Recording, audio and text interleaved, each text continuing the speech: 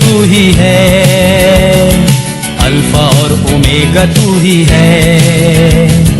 दूतों की स्तुति भी तू ही है, बुद्धि और सब ज्ञान तू ही है। यीशु तू महान है, यीशु तू अच्छा है, यीशु तू जिंदा है, यीशु तू धन्य है। दूतों की स्तुति भी तू ही है, बुद्धि और सब ज्ञान तू ही है, राजाओं का राजा तू ही है, प्रभुओं का प्रभु तू ही है, यीशु तू महान है, यीशु तू अच्छा है, यीशु तू जिंदा है, यीशु तू धन्य है।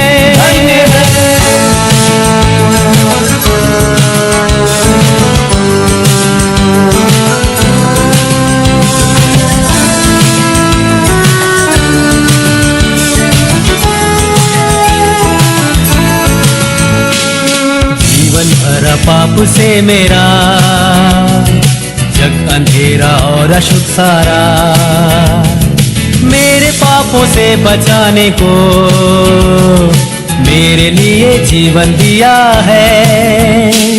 यीशु तू महान है, यीशु तू अच्छा है, यीशु तू जिंदा है, यीशु तू धन्य है।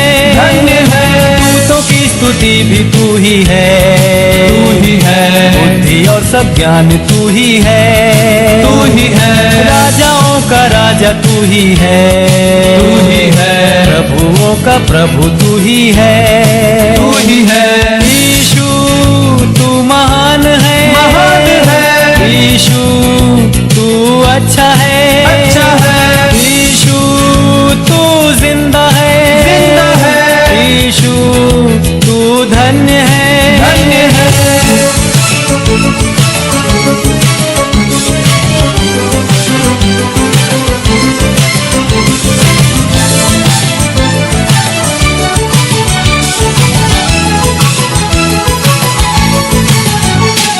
सारे गुनहगारों के लिए अपना खून बहाया यीशु ने, खाई कोड़ों की मार भी दे सलीब पर उसने अपनी जान। यीशु तू महान है, यीशु तू अच्छा है, यीशु तू जिंदा है, यीशु तू धन्य है। दूतों की स्तुति भी तू ही है, बुद्धि और सब ज्ञान तू ही है, राजाओं का राजा तू ही है, प्रभुओं का प्रभु तू ही है, यीशु तू महान है, यीशु तू अच्छा है, यीशु तू जिंदा है, यीशु तू धन्य है।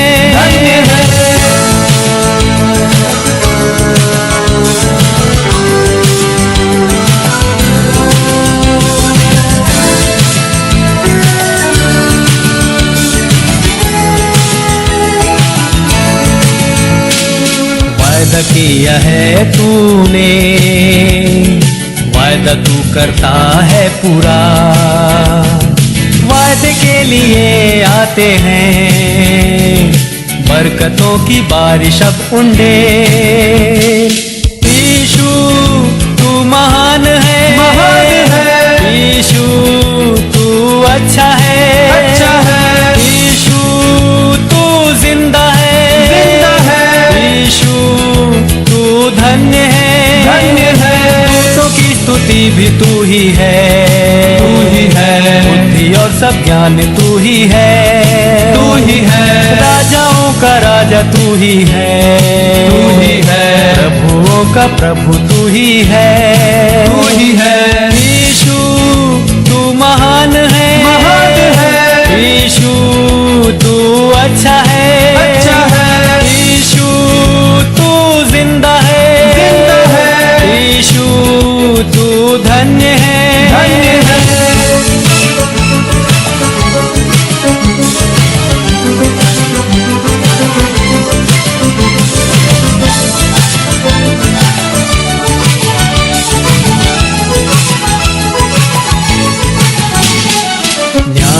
करने आने वाला है, न्याय के साथ राज करने को। धर्मियों को लेकर न्याय से सिंहासन पर राज करेगा।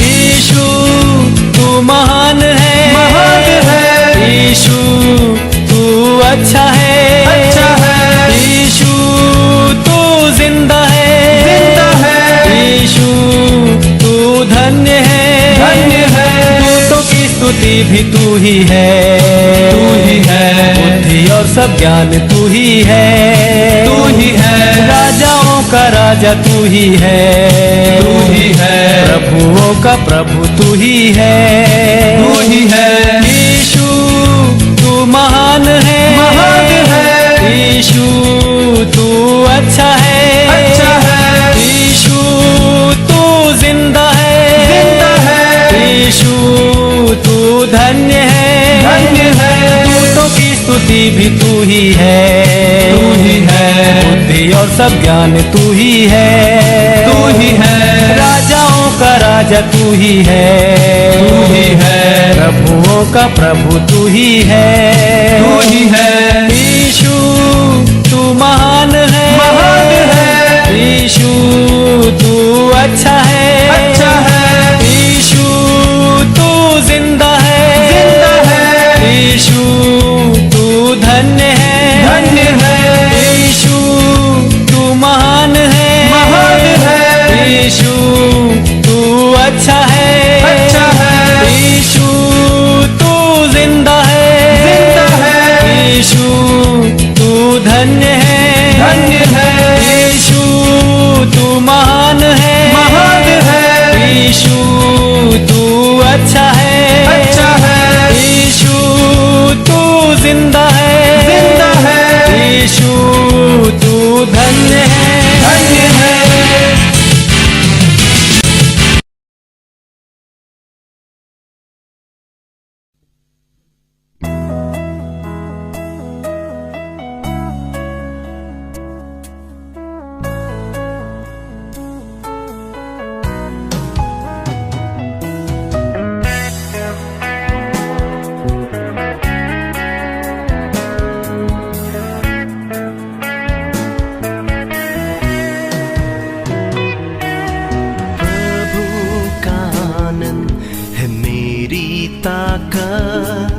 संसार में यीशु है मेरी ताकत, प्रभु का आनंद है मेरी ताकत, संसार में यीशु है मेरी ताकत, वो मेरा आनंद हर एक दिन में, वो मेरा सहारा है,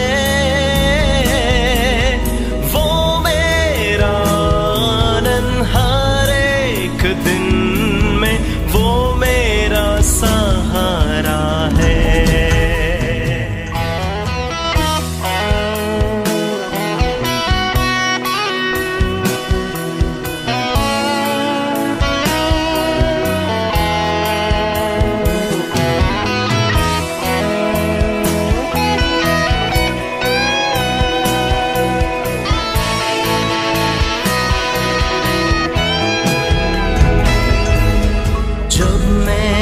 सोचा कि अकेला हूँ, तब प्रभु यीशु ने मुझसे कहा, जब मैंने सोचा कि अकेला हूँ, तब प्रभु यीशु ने मुझसे कहा, संसार के अंत तक साथ रहने वाला मैं तेरे साथ हूँ, संसार के अंत तक साथ रहने वाला मैं तेरे साथ हूँ।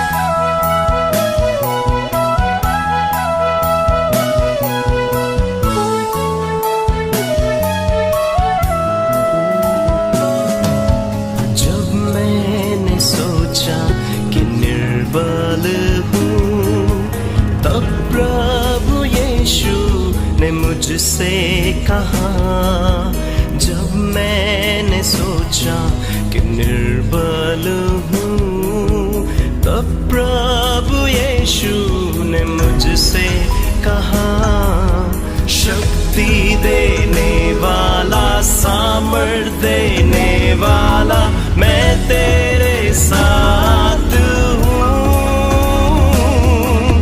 शक्ति देने वाला, सामर्थ देने वाला, मैं तेरे साथ हूँ। Hallelujah, hallelujah,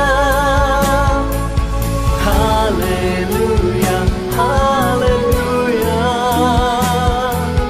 hallelujah, hallelujah.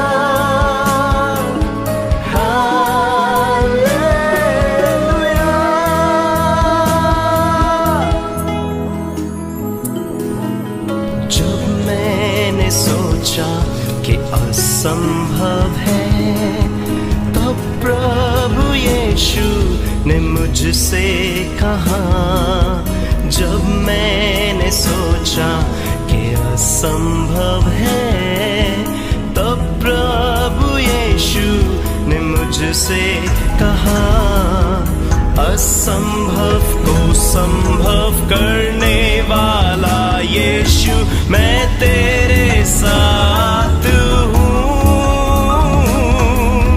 असंभव को संभव करने वाला यीशु, मैं तेरे साथ हूँ। प्रभु का आनंद है मेरी ताकत, संसार में यीशु है मेरी ताकत, वो मेरा आनंद हर एक दिन में, वो मेरा सहारा है, वो मेरा आनंद हर एक दिन में, वो मेरा सहारा है।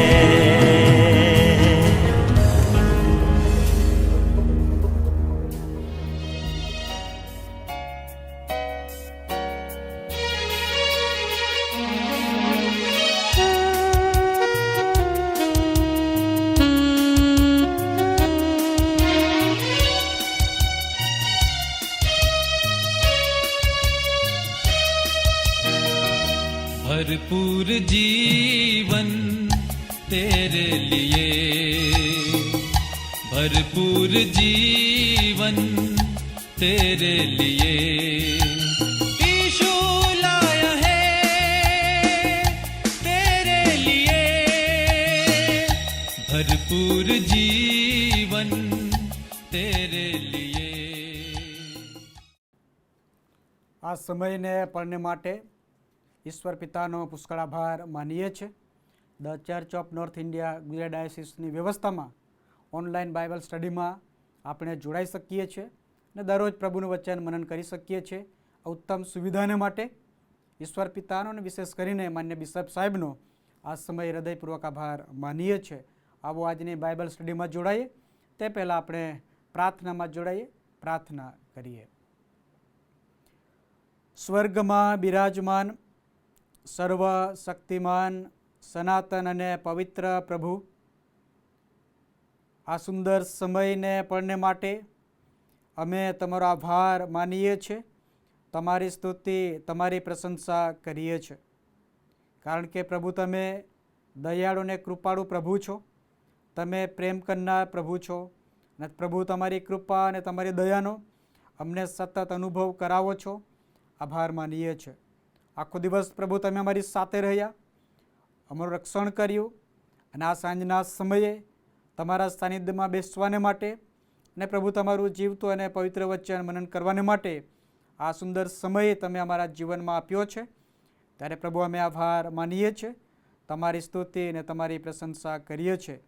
આજના શાસ્ત્ર પાઠમાંથી પ્રભુ અમે જે બાબતો શીખવા માગીએ છીએ તે ખરા અર્થમાં પ્રભુ તમારા પવિત્ર આત્માના પરાક્રમની મારફતે તમે અમારી સાથે વાત અને વ્યવહાર કરો અને પ્રભુ અમે તમારા સંતાનો તરીકે આ પૃથ્વી પર જીવન જીવનારા બાળકો બનીએ એવી કૃપા અમે તમારી પાસે માગીએ છીએ.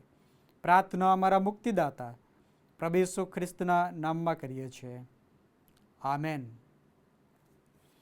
આવા સમય આપણે પવિત્ર શાસ્ત્ર બાઇબલમાંથી પ્રભુનું જીવતું અને પવિત્ર વચન વાંચવા માગીએ છીએ. અને તે તો જૂના કરારમાં નીતિ વચનનું પુસ્તક અને તેનો 3જો અધ્યાય અને 1 થી 10 કલમ સુધી વાંચવા માગીએ છીએ. નીતિ વચનનું પુસ્તક અને તેનો 3જો અધ્યાય 1 થી 10 કલમ સુધી આપણે વાંચીએ. ત્યાં પ્રભુનું વચન આ પ્રમાણે છે. મારા દીકરા, મારું શિક્ષણ ભૂલી ન જા. તારા હૃદયે મારી આજ્ઞાઓને સંગ્રહી રાખવી, કેમ કે તે તને દીર્ઘાયુ આવર્દના વર્ષો તથા શાંતિની વૃદ્ધિ આપશે. કૃપા તથા સત્ય તારો ત્યાગ ન કરો. તેઓને તારે ગળે બાંધ, તેઓને તારા હૃદયપટ પર લખી રાખ. તેથી તું ઈશ્વર તથા માણસની નજરમાં કૃપા તથા સુકીર્તિ પામશે. તારા ખરા હૃદયથી યહોવા પર ભરોસો રાખ અને તારી પોતાની જ અક્કલ પર આધાર ન રાખ. તારા સર્વ માર્ગમાં પ્રભુનો અધિકાર સ્વીકાર, એટલે તે તારા રસ્તાઓ સીધા કરશે. તું પોતાની નજરમાં જ્ઞાની ન થા. યહોવાનો ડર રાખીને દુષ્ટતાથી દૂર થા. તેથી તારું શરીર નિરોગી થશે અને તારા હાડકાં બળવંત થશે. તારા દ્રવ્યથી તથા તારી પેદાશના પ્રથમ ફળથી યહોવાનું સન્માન કર. ત્યાં સુધી પ્રભુ તેના વાંચેલા વચનોને આશીષ કરો. આમેન. પ્રભુનું વચન મનન કરીએ તે પહેલાં આપ સર્વને પ્રભુ ઈસુ ખ્રિસ્તના નામમાં પ્રેમી સલામ પાઠવું છું. પવિત્ર શાસ્ત્ર બાઇબલમાંથી નીતિ વચનનું પુસ્તક ને તેનો 3જો અધ્યાય અને 1 થી 10 કલમ આપણે વાંચી છે અને તે પર આજે આપણે મનન કરવા માગીએ છીએ. આ નીતિ વચનો એટલે કે સુભાષિતો, કહાણીઓ, કહેવતો એ સુલેમાન રાજાની મારફતે આપણને પ્રાપ્ત થઈ છે. જ્યારે આ નીતિ વચનનું પુસ્તક આપણે વાંચીએ છીએ ત્યારે તેમાં પ્રભુએ જે સુલેમાન રાજાને જ્ઞાન આપ્યું હતું, પ્રભુએ સુલેમાન રાજાને ડહાપણ આપ્યું હતું, એનો નિચોડ જાણે કે નીતિ વચન, સભા શિક્ષક એને ગીતોના ગીતમાં આપણે જોઈ શકીએ છીએ. અને માટે જ જ્યારે આ નીતિ વચનનું પુસ્તક વાંચીએ છીએ અને મનન કરીએ છીએ ત્યારે તે આપણને કૌટુંબિક સંબંધો, ધંધાકીય લગતા કેટલાક બાબતોને માટે, સામાજિક સંબંધોને માટે અને મિત્ર વચ્ચેના સંબંધોની વાત હોય અને પ્રામાણિકતા અને દૃષ્ટતા વચ્ચેનો ભેદ, કયા પ્રકારનું જીવન જીવવાથી પ્રભુ આશીર્વાદિત બનાવે છે, એ બધી બાબતો અહીંયા લખવામાં આવી છે. પરંતુ સુલેમાન આ પુસ્તક લખે છે ત્યારે એક અગત્યની વાત જાહેર કરે છે કે આ વચનો સમજવા માટે પ્રથમ આપણે પ્રભુ તરફથી જ્ઞાન અને ડહાપણ મેળવવાની જરૂર છે. અને જ્યારે ઈશ્વર તરફથી જ્ઞાન અને ડહાપણ મેળવીએ છીએ ત્યારે પ્રથમ પ્રાયોરિટી જે આપણી બની જાય છે તે તો પ્રભુને વફાદાર રહીને પ્રામાણિકપણે, વિશ્વાસુપણે આ પૃથ્વી પર જીવન જીવીએ છીએ ત્યારે પ્રભુ આપણને એ વચનોની સમજ આપે છે. અને માટે નીતિ વચનના પુસ્તકમાં 3 મુખ્ય લેખકો છે. એક તો સુલેમાન કે જેણે 1 થી 29 અધ્યાય સુધીનું વર્ણન કર્યું છે અને ત્યારબાદ 30મો અધ્યાય કે જે આગુરના વચનો છે અને 31મો અધ્યાય કે જે નમૂએલ રાજા હતો તેની વાત ત્યાં લખવામાં આવી છે. પહેલો રાજા તેનો 4થો અધ્યાય ને 32મી કલમ વાંચીએ છીએ ત્યાં સુલેમાન રાજા વિશે એવું લખવામાં આવ્યું છે કે તેણે 3000 નીતિ વચનો લખ્યા, 1005 ગીતો. તો આ બધા નીતિ વચનોનું અહીંયા આપણે મનન કરી શકીએ તેમ છે.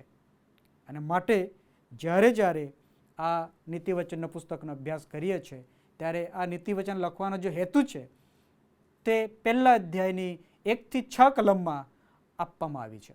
પહેલો અધ્યાય 1 થી 6 કલમમાં તેવું લખ્યું છે, ઇસ્રાયેલના રાજા દાઉદના પુત્ર સુલેમાનના નીતિ વચનો. અને પછી 2 કલમથી લઈને 6 કલમ સુધી એક હેતુ લખવામાં આવ્યો છે. અને તે તો એ છે, જ્ઞાન તથા શિક્ષણ જે સંપાદન છે તે ડહાપણની વાતો છે તે સમજવાને માટે છે.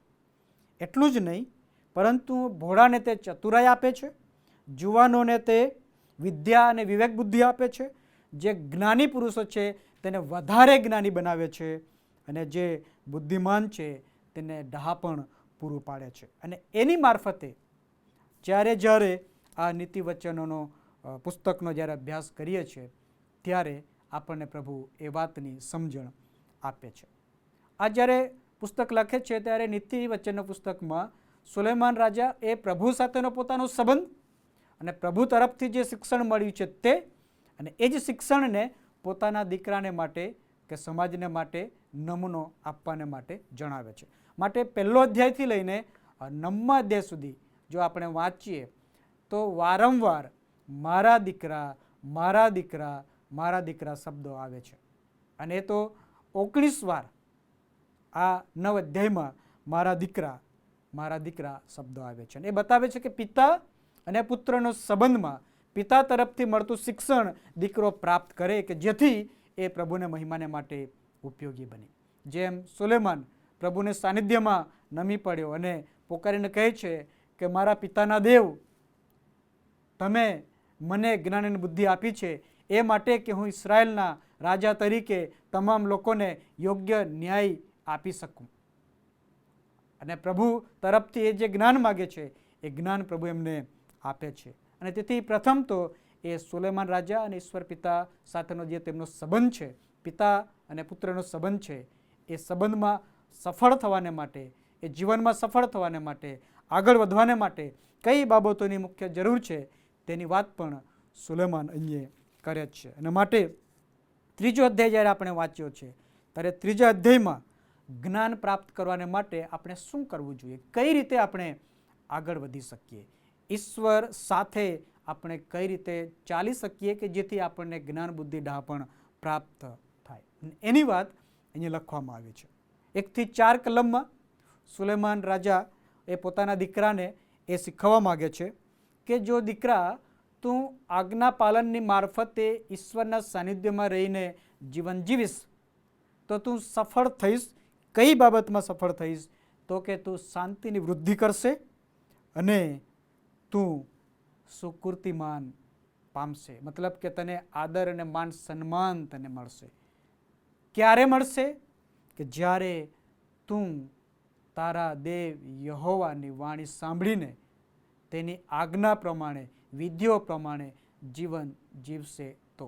પુણ્યનું પુસ્તક 6ઠો અધ્યાય 1થી 8 વચનમાં મૂસાની મારફતે એ નિયમશાસ્ત્રમાં એ જ લખવામાં આવ્યું હતું કે તું તારા દીકરાને શીખવ. એ ઘરમાં બેઠો હોય કે પછી બહાર ગયો હોય, રાત્રે ઊંઘતી વખતે હોય, એ તું તારા દીકરાને શીખવ. તારા દીકરાને તું શીખવ. તેને તારે ગળે બાંધ, તેની બારસાક પર તું લખ કે જ્યારે જ્યારે તે એ વચનો વાંચે ત્યારે તે પ્રભુ પિતાનો ડર રાખે, પ્રભુના નામમાં સમર્પિત જીવન જીવે અને પ્રભુની સાક્ષીને માટે ઉપયોગી બને. અને માટે પ્રથમ જે બાબત છે તે સુલેમાન અહીંયા કે દીકરા, જો તારે સફળ થવું છે, જો પ્રભુમાં તારી વૃદ્ધિ પામવી છે તો તારે ઈશ્વર પિતાની મારફતે જે આજ્ઞાઓ આપવામાં આવી છે તે આજ્ઞા તારે કદી ચૂકવી જોઈએ નહીં, ભૂલી જવી જોઈએ નહીં. અને માટે જ પહેલી કલમમાં લખ્યું છે, મારા દીકરા મારું શિક્ષણ ભૂલી ન જા, તારા હૃદયે મારી આજ્ઞાઓ સંગ્રહી રાખ. ભલે સુલેમાન રાજા પોતાના દીકરાના સંદર્ભમાં કહેતા હોય, પરંતુ આજે પ્રભુ ઈશ્વર પિતા આપણને દીકરા તરીકે સંબોધીને એ જ કહે છે કે આ શિક્ષણને તું ભૂલી ન જા અને આજ્ઞાઓને તારા હૃદયમાં સંગ્રહી રાખ, હૃદયમાં સંગ્રહી રાખ. ઘણી બધી વખત આપણે એટલી બધી કલમો મોઢે કરીએ છીએ અને એ યાદ રાખીએ છીએ, પરંતુ એ યાદ રાખવા કરતાં એમાં જે લખેલું છે એ પ્રમાણે જ્યારે કાર્ય કરીએ છીએ, એને અમલમાં મૂકીએ છીએ ત્યારે તેનું પરિણામ આવે છે. અને માટે અહીંયા સુલેમાન રાજા જે કહેવા માગે છે તે તારા હૃદયે મારી આજ્ઞાઓ સંગ્રહી રાખ. ફક્ત એ જ્ઞાન પૂરતી નહીં, બુદ્ધિ પૂરતી નહીં, પરંતુ એને તારા હૃદયમાં આવવા દે અને હૃદયમાંથી એ પ્રભુના મહિમાને માટે અને સાક્ષીને માટે ઉપયોગી પાત્ર થાય એવું જીવન જીવવાને માટે સમર્પિત થા. માટે એ વચન, એ આજ્ઞાને તું સૂંઘરી રાખ, કેમ કે ત્યારે તારા આવરદાના વર્ષો અને તને શાંતિ પ્રાપ્ત થશે. આવરદાના વર્ષો અને શાંતિની વૃદ્ધિ તારા જીવનમાં તું જોશે. અને એની સાથે બીજી અગત્યની વાત સુલેમાન કરે છે આજ્ઞા પાલનમાં, તે તો એ છે 3જી કલમમાં, કૃપા તથા સત્ય તારો ત્યાગ ન કરો, તેઓને તારે ગળે બાંધ, તેઓને તારા હૃદયપટ પર લખ અને લખી રાખ. એટલે કે એ વચનો એટલા બધા આપણા જીવનને અને હૃદયને સ્પર્શી જાય કે તેનો અમલ આપણે કરનારા બની જઈએ. પ્રભુ તરફથી જે કૃપા છે, એ કૃપાના અનુભવમાં પ્રભુ તરફથી જે સત્ય વચનો મળ્યા છે, એ સત્ય વચનો આપણા હૃદયમાંથી બહાર ના નીકળી જાય, આપણા જીવનમાંથી દૂર ના થઈ જાય, પણ એ વચનો રાત દિવસ આપણને ઈશ્વર સાથેના સંબંધમાં જોડાઈ રહેવાને માટે સતત માર્ગદર્શન અને દોરવણી આપનારા બની જાય. તે માટે તું તારે ગળે બાંધ અને તારા હૃદયપટ પર લખી રાખ. હૃદયપટ પર લખી રાખ. ને હૃદયપટ પર લખાયેલા શબ્દો કદી આપણે ભૂલી શકતા નથી. ને કોઈકે આપણા માટે ખરાબ શબ્દો વાપર્યા હોય, આપણને ઠપકો આપ્યો હોય, આપણા હૃદયને વાગ્યું હોય, તો એ જે ઠપકાના શબ્દો હોય એ આપણા હૃદયને ઘા કરી ગયા હોય, તો એ આપણે કેટલો લાંબા સમય સુધી એને વાગોડ્યા કરીએ છીએ, યાદ કર્યા કરીએ છીએ, દુઃખી થયા કરીએ છીએ. તો સોલોમન કહે છે એના કરતાં તો પ્રભુના પવિત્ર અને જીવિત જે વચનો છે એ તો આપણા જીવનને આનંદ આપનાર છે, શાંતિ આપનાર છે, સમૃદ્ધિ આપનાર છે. તો એને તમે તમારા હૃદયમાં અને હૃદયપટ પર લખી રાખો. જ્યારે એ વચનો લખાયેલા એ હૃદયમાં સ્પર્શી ગયેલા હોય, એ રાત ને દિવસ જ્યારે આપણે મનન કરીએ છીએ, ત્યારે પ્રભુ આપણે તેમાં ચાલવાને માટે આત્મિક નૈતિક બળ આપે છે અને પ્રભુ તરફથી મળતો આશીર્વાદ આપણને પ્રાપ્ત થાય છે. ત્યારે લખ્યું છે, તેથી જ તું ઈશ્વર તથા માણસોની નજરમાં કૃપા તથા સુકૃતિ પામશે. જો આ બાબતો જો તું કરશે, આ પ્રમાણે આજ્ઞા પાડીને જીવન જીવશે, તો તું પ્રભુની નજરમાં અને માણસોની નજરમાં કૃપા પામશે. એટલું જ નહીં, પણ તારા કાર્યો દ્વારા સુકીર્તિ ફેલાશે, તને માન અને સન્માન મળશે, તને આદર સન્માન સમાજમાં મળશે, કુટુંબમાં મળશે, સમાજમાં મળશે, મંડળીમાં મળશે. કેમ કે પ્રભુએ જે કહ્યું છે, પ્રભુએ જે આજ્ઞા આપી છે, તે પ્રમાણે આપણે જીવન જીવવાને માટે શરૂઆત કરી છે.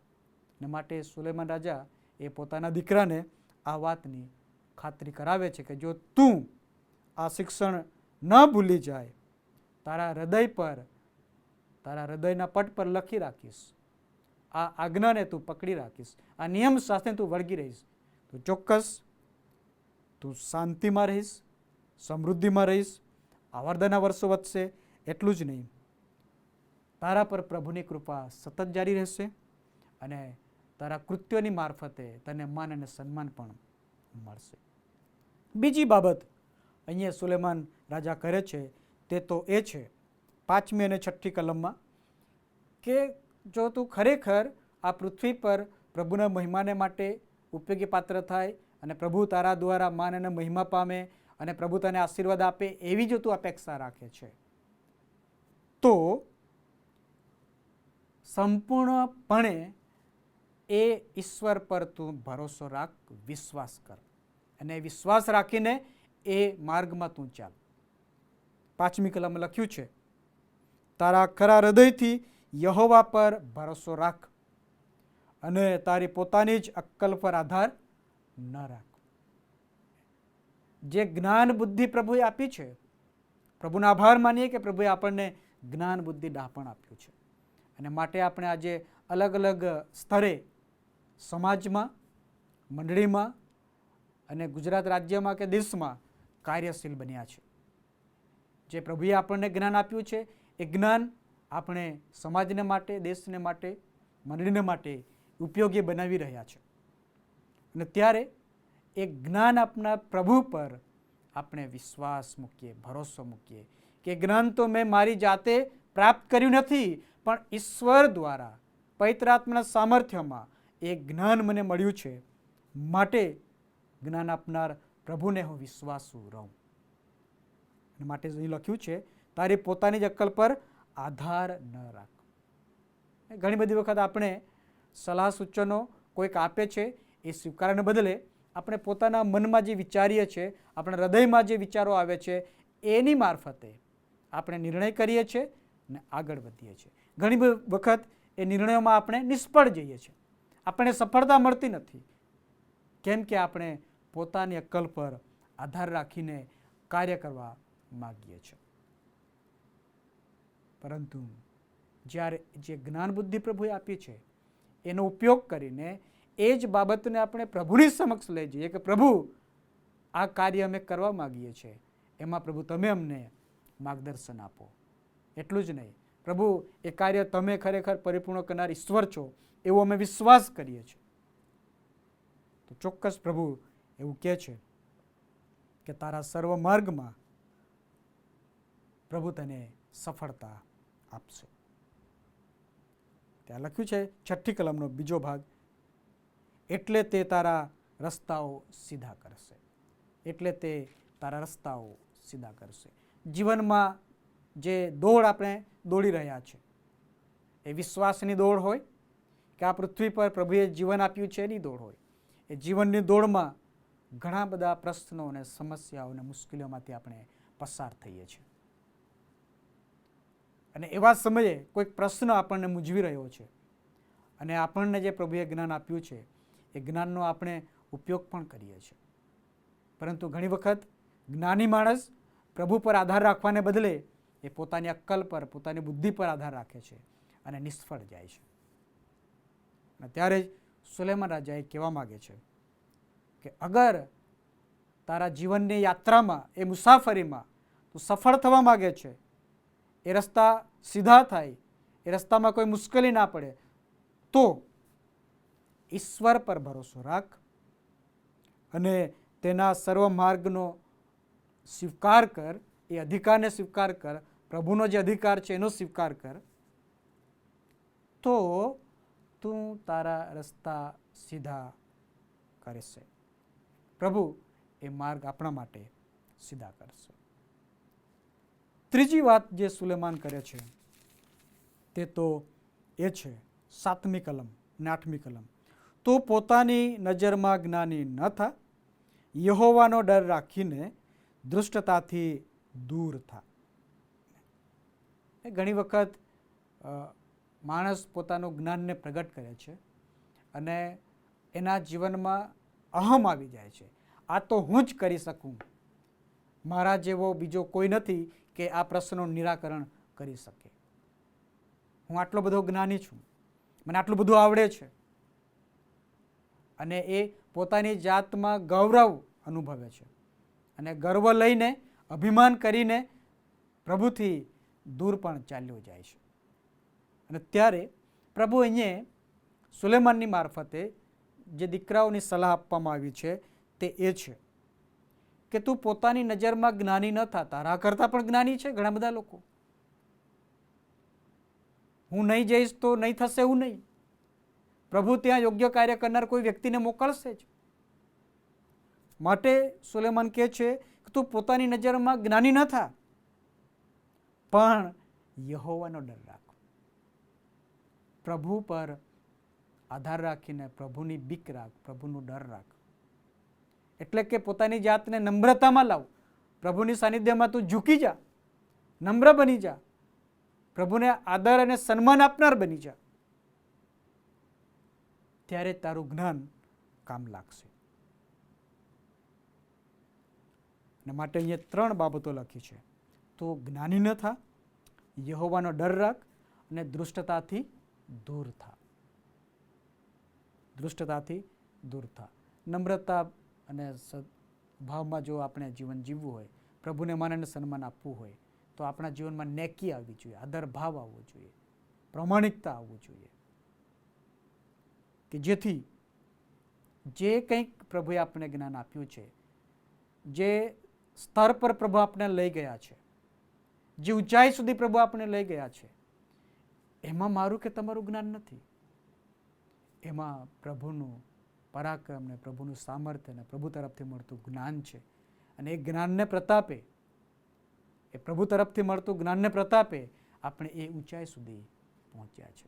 આપણે પાછલા જીવનોને યાદ કરીએ, આપણે ક્યાં હતા, આજે ક્યાં છે, મારું કુટુંબ ક્યાં હતું, આજે હું ક્યાં છું, મારા સંતાનો ક્યાં હતા, આજે મારા સંતાનો ક્યાં છે, દેશ ને પ્રદેશમાં રહે છે. કેમ? પ્રભુ તરફથી જે જ્ઞાન મળ્યું છે.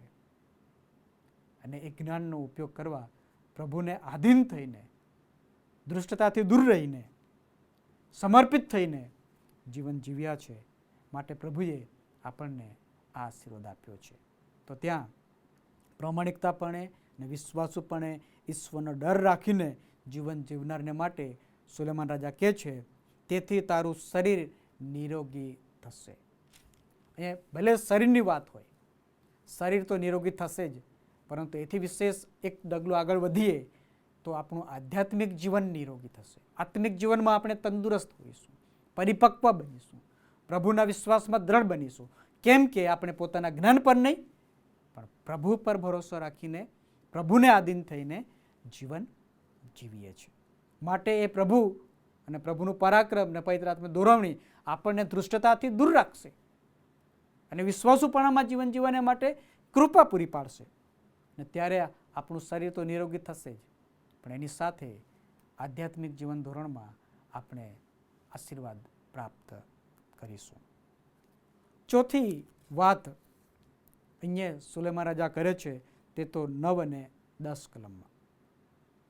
તારા દ્રવ્યથી તથા તારી પેદાશના પ્રથમ ફળથી યહોવાનું સન્માન કર. અહીંયા સ્વાર્પણની વાત છે.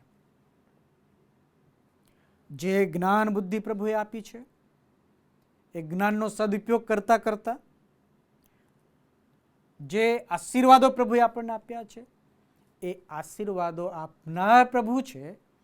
માટે એ આશીર્વાદો આપનારને આપણા જીવન થકી, આપણા કાર્યો થકી ને પ્રભુએ આપેલા આશીર્વાદો થકી સન્માન કરવાની વાત અહીંયા સુલેમાન રાજા કરે છે કે દીકરા, પ્રભુએ તને જે જ્ઞાન આપ્યું છે, દીકરા, પ્રભુએ જે તને ધન સંપત્તિ આપી છે, એનું તું સ્વાર્પણ કર, સ્વાર્પણ કર. અને માટે જે જ્ઞાન બુદ્ધિ ડાપણની મારફતે પ્રભુ ગ્રાસ્ટુ લેવલથી ઊંચી પદવી સુધી લઈ ગયા છે, મોટા અધિકારી બનાવ્યા છે, રાજા રજવાડાઓની સાથે, અમીર ઉમરાઓની સાથે બેસનાર બનાવ્યા છે, અને ધન સંપત્તિનો, સમૃદ્ધિનો, તંદુરસ્તીનો જે આશીર્વાદ આપ્યો છે, તે આશીર્વાદની મારફતે પ્રભુને તું સન્માન કર, પ્રભુને તું સન્માન કર. એ સ્વાર્પણમાં પોતાના જીવનનું સ્વાર્પણ તો કરવાનું જ છે, પણ એની સાથે સાથે જે આશીર્વાદો પ્રભુએ આપ્યા છે, એ આશીર્વાદોની મારફતે લખ્યું છે, તારા દ્રવ્યથી તથા તારી પેદાશના પ્રથમ ફળથી યહોવાનું સન્માન કર. ઉત્પત્તિના પુસ્તકમાં 4થા અધ્યાયમાં આપણે વાંચીએ છીએ કાઈન અને હાબેલ. પ્રભુને આગળ એ સ્વાર્પણ કરવાને માટે અર્પણ ચડાવે છે. પ્રભુ હાબેલનું અર્પણ માન્ય કરે છે, કારણ કે ત્યાં લખ્યું છે કે શ્રેષ્ઠ અને પુષ્ટ પ્રભુને માટે તે લાવ્યો. કાઈન માટે લખ્યું છે કંઈક લાવ્યો, અને તેમાં ગુણવત્તાની તફાવત આપણને દેખાય છે. જ્યારે શ્રેષ્ઠ પ્રભુને આપીશું તો આપણી પાસે કેટલું શ્રેષ્ઠ રહેશે એની અગત્ય નથી, પણ એ શ્રેષ્ઠમાં પ્રભુ વધારો કરશે. કેમ કે પ્રભુએ ઇસ્રાયેલ પ્રજાને ખાતરી આપી હતી. માલાકી પ્રબોધકના પુસ્તકને 3જો અધ્યાયમાં આપણે વાંચીએ છીએ, દશાંશો ભર્યા પૂરા ભંડારમાં રાવો, જેથી મારા મંદિરમાં નિશ્ચિત રહે. અને એમ કરીને મારું પારખું તો લઈ જુઓ કે આકાશની બારીઓ ખોલી નાખીને તમને સમાવેશ કરવાની પૂરતી જગા ના હોય એટલો બધો આશીર્વાદ હું તમારા પર મોકલી દઉં છું કે નહીં, એવું જ છન્યાનો દેવ યહોવા કહેશે. એનો અર્થ એ થયો કે જે આશીર્વાદ આપનાર પ્રભુ છે તે આશીર્વાદો જ્યારે આપણે પ્રાપ્ત કરીએ છીએ ત્યારે એ આશીર્વાદો દ્વારા પ્રભુને માન અને સન્માન આપવાની જરૂર છે.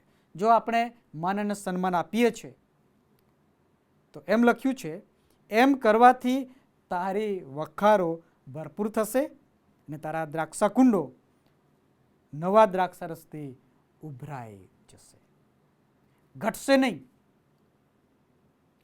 માટે પ્રભુ ઈસુ ખ્રિસ્ત પોતે કહ્યું છે, આપો ને તમને અપાશે, જે માપથી તમે માપી આપશો તેથી તમને માપી આપવામાં આવશે.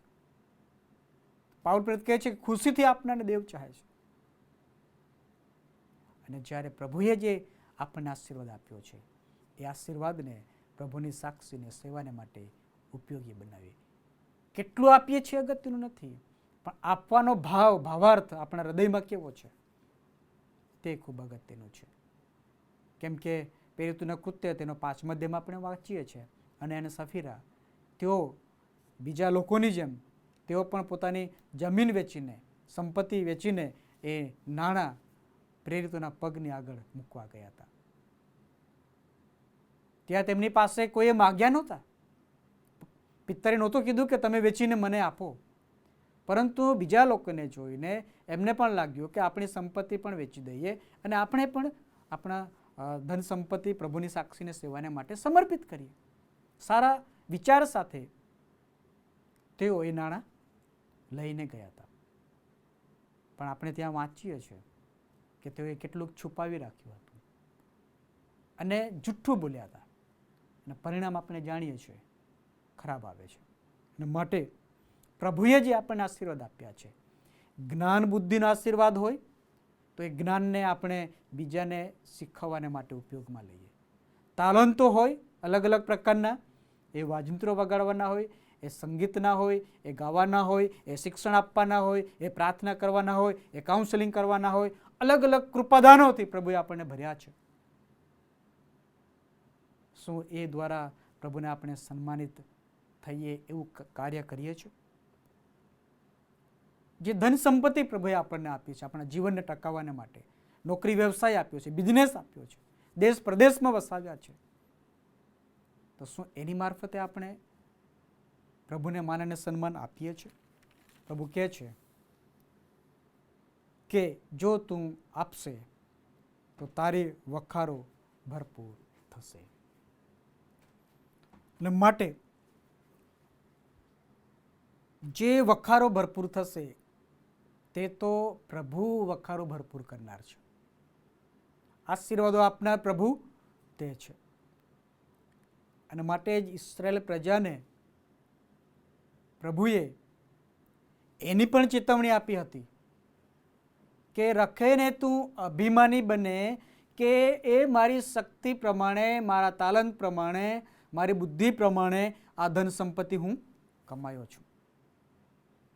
પરંતુ પ્રભુ એ તેઓને યાદ દેવડાવવા માગે છે કે શક્તિ આપનાર, ડહાપણ આપનાર પ્રભુ છે, તમે ભૂલી ન જાઓ તે માટે. અને માટે આપણે આજે જે કંઈ પણ છીએ તે તો પ્રભુની કૃપા અને પ્રભુની દયામાં છીએ. પુણ્યનું પુસ્તક ને તેનો 8મો અધ્યાય અને તેની 17 ને 18 કલમમાં એવું લખવામાં આવ્યું છે, અને રખેને તું મનમાં એમ ધારે કે મારી પોતાની શક્તિથી ને મારા પોતાના સામર્થ્યથી મેં આ સર્વ સંપત્તિ મેળવી છે, પણ તું યહોવા તારા દેવનું સ્મરણ રાખ, કેમ કે સંપત્તિ મેળવવા માટે તને શક્તિ આપનાર તે એ જ છે. એ માટે કે તેમનો કરાર વિશે તમે તમારા પિતૃઓની આગળ જે પ્રતિજ્ઞા લીધી હતી તે સ્થાપિત કરે. પ્રભુ ઇસ્રાયેલ પ્રજાને એક ચેતવણી પણ આપે છે કે જે તે દિવસે તમે એવું ના કહી શકો કે એ જ્ઞાન બુદ્ધિ તો મેં મારી મેળે પ્રાપ્ત કરી છે, ધન સંપત્તિ તો મેં મારી મેળે મહેનત કરી છે ને મેં કમાયો છું. નહીં, શ્વાસો શ્વાસ પૂરું પાડનાર પ્રભુ છે. જો શ્વાસ જ ના હોય તો જ્ઞાન ક્યાંથી આવશે? જો શ્વાસ જ ના હોય તો ધન સંપત્તિ ક્યાંથી આવશે? પ્રભુ શરીરને તંદુરસ્તી આપે છે. એ લખ્યું છે, ત્યારે જ તું નિરોગી થશે, ત્યારે જ તારા રસ્તા પાદરા થશે, ત્યારે જ તું સુકીર્તિમાન થશે. ક્યારે? ઈશ્વરની આજ્ઞા પ્રમાણે જીવન જીવીએ, ઈશ્વર પર વિશ્વાસ રાખીએ, આપણા જીવનમાં પ્રભુનું ભય ને પ્રભુની આધીનતા લાવીએ, અને આપણા જે જીવન છે જીવનની મારફતે અને આશીર્વાદની મારફતે પ્રભુને સન્માનિત કરીએ, ત્યારે પ્રભુ સાર્વાંગિક આશીર્વાદથી ભરી દેશે. વ્યક્તિગત આશીર્વાદ હોય, કૌટુંબિક આશીર્વાદ હોય, મંડળી તરીકેનો આશીર્વાદ હોય, એ બધા જ આશીર્વાદો પ્રભુ આપણને ઉપલબ્ધ કરાવશે. અને આ વાત સુલેમાન રાજા દીકરાને જણાવી રહ્યા છે. કેમ જણાવી રહ્યા છે? કારણ કે એ દીકરો જે તે દિવસે પ્રભુને ભૂલી ન જાય, પ્રભુને ભૂલી ન જાય, પણ પ્રભુને આધીન થઈને પ્રભુને આજ્ઞા પ્રમાણે જીવન જીવે, પ્રભુ પર વિશ્વાસ રાખે અને પ્રભુની સાનિધ્યમાં ડર રાખીને પ્રભુને માન અને મહિમા આપનારો બને. કેમ કે યહોવાનું ભય એ વિદ્યાનો આરંભ છે. જ્ઞાન તો પ્રભુના ભયમાં પ્રાપ્ત થાય છે. માટે જો જ્ઞાન પ્રાપ્ત કરવા માટે પ્રભુનો ભય રાખીશું, દુષ્ટતાથી દૂર રહીશું, તો પ્રભુ મને ને તમને ખરેખર આશીર્વાદથી ભરી દેશે. એના માટે આવો આ સમયે આ બાઇબલ સ્ટડીમાં પ્રભુ આપણી સાથે વાત અને વ્યવહાર કરી રહ્યા છે કે પ્રભુના સંતાનો તરીકે પ્રભુ આજે કદાચ આપણને એવું કહે કે મારા દીકરા મારું શિક્ષણ ભૂલી ન જા. જો એ પ્રભુનો અવાજ હોય કે મારા દીકરા મારું શિક્ષણ ભૂલી ન જા, મારા દીકરા એ આજ્ઞાઓ તું તારા હૃદયમાં સંગ્રહી રાખ, મારા દીકરા એ વચનો તું તારે ગળે બાંધ, મારા દીકરા એ વચનો તું તારા હૃદય પટ પર લખી રાખ. તો આપણે શું કરી શકીએ? શું આધીન થઈને એ પ્રમાણે રહીએ? હા, જો એમ કરીશું ચોક્કસ પ્રભુ આપણને આશીર્વાદ આપશે, સફળ બનાવશે. એ જીવનની મુસાફરીમાં હોય ત્યાં સફળતા મળશે. આ પૃથ્વી પરનું જીવન પૂરું કરીને સદાકાળના આનંદમાં આપણે પ્રવેશ પ્રાપ્ત કરીશું, કારણ કે પ્રભુની આજ્ઞા પ્રમાણે આપણે જીવન જીવી રહ્યા છે, પ્રભુ પર વિશ્વાસ મૂક્યો છે, પ્રભુનો ડર રાખીને આ પૃથ્વી પર જીવન જીવીએ છીએ. માટે જે કંઈક છે એ દ્વારા આપણે પોતાને જાતને સ્વાર્પણ કરીએ છીએ, અને સ્વાર્પણને કારણે આપણે તન મન ધનથી પ્રભુની સાક્ષી અને સેવામાં ઉપયોગી બનીએ છીએ. માટે રોમન પત્ર તેનો 12મો અધ્યાય 1 અને 2 કલમમાં એવું લખ્યું છે, એથી ભાઈઓ હું તમને વિનંતી કરીને કહું છું કે દેવની દયાની ખાતર તમારા શરીરનું જીવતું, પવિત્ર તથા દેવને પસંદ પડે એવું અર્પણ કરો. એ તમારી બુદ્ધિપૂર્વકની સેવા છે. એ તમારી બુદ્ધિપૂર્વકની સેવા છે. આ જગતનું રૂપ ન ધારો, પણ નવીનતાને યોગે પ્રભુને શું પસંદ પડે છે તે પહેરી. આવો શાંત રહીએ, પ્રાર્થનામાં જોડાઈએ. ધન્ય પ્રભુ, આ સમયને પડને માટે અમે આભાર માનીએ છીએ. તમારું પવિત્ર અને જીવતું વચન અમને આપ્યું. નીતિવચનના પુસ્તકમાંથી 3 અધ્યાયમાં પ્રભુ સુલેમાન રાજાની મારફતે જે નીતિવચનો લખવામાં આવ્યા એ વચનોનું મનન કરવાને માટે પ્રભુ તમે અમને સહાયને મદદ કરી છે. પ્રભુ આજે તમે અમને મારા દીકરા કહીને હાક મારીને કહો છો, આ શિક્ષણ તું ભૂલી ન જા, આ શિક્ષણ તું તારે ગળે બાંધ, આ શિક્ષણ તું તારા હૃદય પટ પર લખી રાખ. હા પ્રભુ, એ અમારા હૃદય પટ પર લખાઈ જાય. અમે તમારી આજ્ઞા પ્રમાણે જીવન જીવનારા બનીએ, અમે તમારા પર વિશ્વાસ મૂકીને ચાલનારા બનીએ, અમે નમ્ર થઈને પ્રામાણિકપણે તમારો ડર રાખીને કાર્ય કરનારા બનીએ, અમારી જાતનું સ્વાર્પણ કરનારા બનીએ, કે જેથી પ્રભુ અમે ખરા અર્થમાં તમારા સંતાનો તરીકે ઓળખાઈએ. એવી કૃપા પ્રભુ તમે અમારા પર થવા દો. અમારી પ્રાર્થના છે આ સમયે પ્રભુ, જેઓ આ વચન સાંભળી રહ્યા છે તો હૃદયની સાથે પ્રભુ તમે વાત અને વ્યવહાર કરો. જે જરૂરિયાતમંદ છે તેમની જરૂરિયાતો પૂરી પાડો. જો પ્રશ્નમાં છે તેમના પ્રશ્નને દૂર કરો. જો બીમાર છે તેઓને પ્રભુ તમે સાજાપણું આપો અને તમારા વિશ્વાસમાં દ્રઢ બનાવો. પ્રાર્થનામાં ખંતી લાગુ રહેવાને માટે કૃપા આપો. માન મહિમા ગૌરવ પ્રભુ તમને આપતા પ્રાર્થના અમારા મુક્તિદાતા પ્રભુ ઈસુ ખ્રિસ્તના નામમાં કરીએ છીએ. આમેન. ઓ આકાશમાંના અમારા બાપ, તમારું નામ પવિત્ર મનાવો, તમારું રાજ્ય આવો, જેમ આકાશમાં તેમ પૃથ્વી પર તમારી ઈચ્છા પૂરી થાવ. દિવસની અમારી રોટલી આજે અમને આપો, જેમ અમે અમારા ઋણીઓને માફ કર્યા છે તેમ તમે અમારું અમને માફ કરો. અમને પરીક્ષણમાં ન લાવો, પણ ભૂંડાઈથી અમારો છૂટકો કરો, કેમ કે રાજ્ય તથા પરાક્રમ તથા મહિમા સર્વકાળ સુધી તમારા છે. આમેન.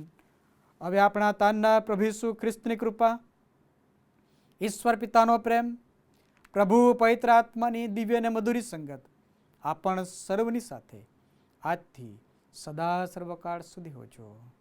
આમેન. हर मुसीबत की जंजीर से छुड़ाने वाला है तू, हर बिगड़ी जिंदगी को बनाने वाला है तू. मेरी जिंदगी की कश्ती तूफानों में है घिरी, पर ए मसीह मेरा रखवाला है तू. हर मुसीबत में मुझको संभाला, हर मुसीबत में सबको संभाला.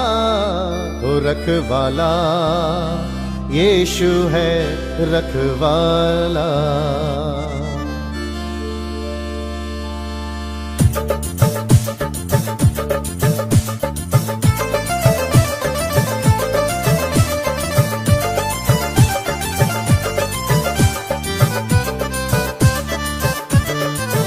रखवाला यीशु है रखवाला.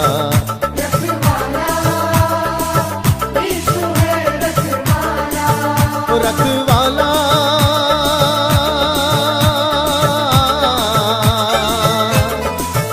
रखवाला रखवाला रखवाला ओ रखवाला यीशु है रखवाला.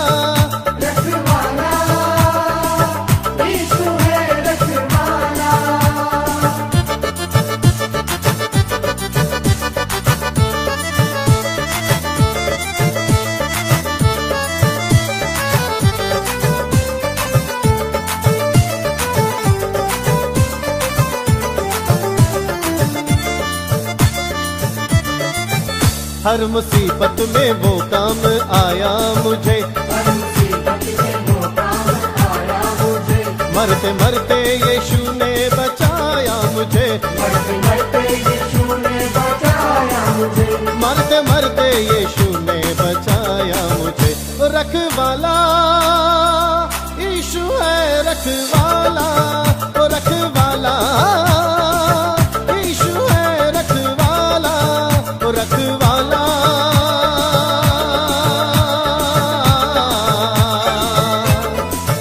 रखवाला रखवाला रखवाला रखवाला यीशु है रखवाला.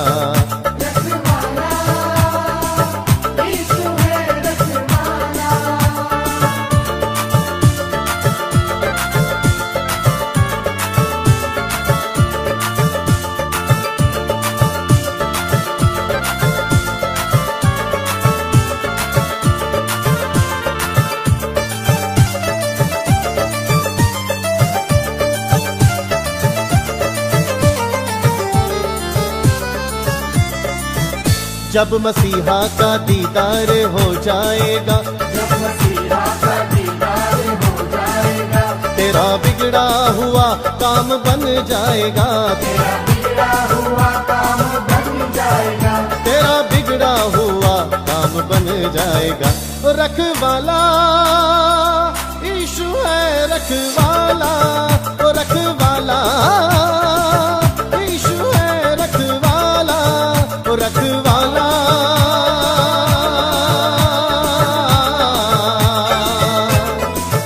रखवाला रखवाला रखवाला रखवाला यीशु है रखवाला.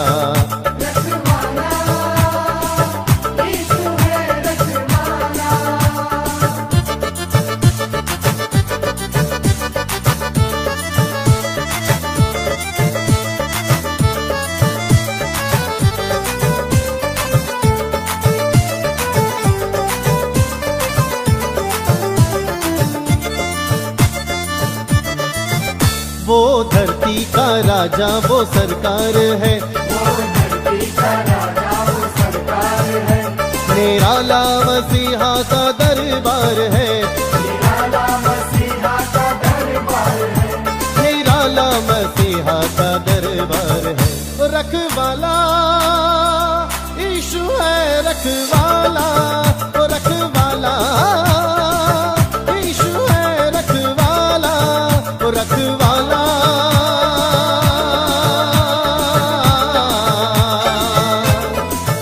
रखवाला रखवाला रखवाला रखवाला यीशु है, रखवाला रखवाला यीशु है, रखवाला